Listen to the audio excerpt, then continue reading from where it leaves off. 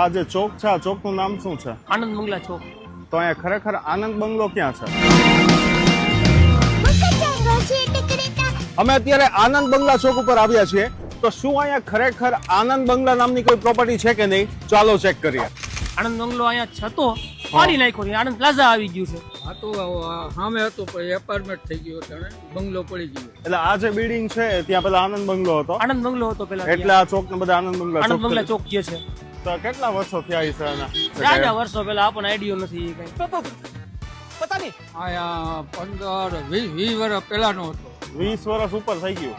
આ ચોકના નામકરણની ખાસ વાત એ છે કે આ ચોકનું નામ કોઈ સરકારે સચોટ રીઝનથી નથી પાડ્યું, પણ અહીંયાના લોકો આનંદ બંગલાને લેન્ડમાર્ક તરીકે યુઝ કરતા હતા, એટલા જ માટે આ ચોકનું નામ પણ આનંદ બંગલા ચોક રાખી દેવામાં આવ્યું હતું. તો આવી જ રીતે રાજકોટના બીજા કયા એરિયાની ઇન્ફોર્મેશન તમારે જોઈ છે એ કોમેન્ટ કરો.